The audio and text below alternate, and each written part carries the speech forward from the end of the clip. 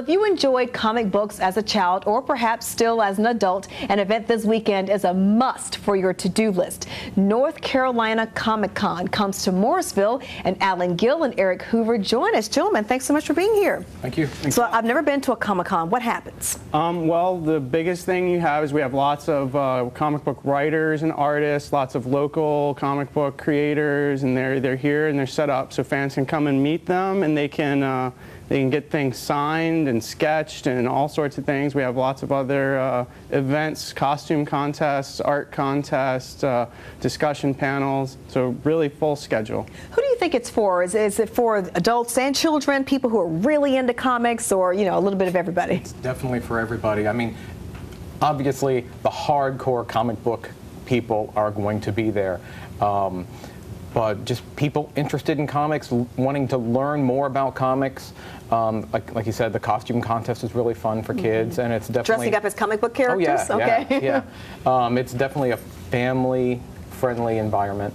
I would imagine you could really get some. You'll have dealers there, so you can get great buys on your favorite comics. Right. We'll have comic book dealers from around the country. People there with action figures, all sorts of collectibles, posters, statues, you name it. Well, I think it's really interesting, this transition from comic books to movies and TV shows that we're seeing so much of right now. I mean, these comic book fans really have an influence, don't they? The geeks are taking over.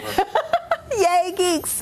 yeah, it's really great. You know, with all the Marvel movies coming out, X-Men, Captain America, Thor, and the Avengers coming up next year. It's done a lot to sort of broaden the profile of comic books in the mainstream, and people have really they've latched onto that. We've seen a lot of new readers. We've seen a lot of old readers coming in. And Iron Man's going to be made here in our state, the next one, right? Yes. Very exciting. Yeah, so I understand that these fans are really sensitive to the storylines, and they let the writers know when they aren't on task. There's a lot of feedback from the fans and the comic book pundits to the publishers and the creators and stuff like that. And you have the Walking Dead, where it's a really popular show amongst people who aren't even comic book fans, and then you have the hardcore fans that either they love the fact that it's different from the show, or they just hate it. And you've got that, definitely have a divide there, but it's good because it makes comic books more applicable to the mainstream. And you'll actually cover that during the convention this weekend. Will you have a panel discussion about that? Yeah, we have an entire panel set up that's going to talk about comics and sort of how they've developed and the influence fans have had on that, and the relationship between fans and creators to develop the storylines and characters and everything. What are some of the other panel discussion topics? Well, we have a lot of them. We have a panel that's actually set up to teach people how to grade and collect comics, when they're out there shopping through dollar bins and stuff like that, to know what comics are valuable and what comics aren't.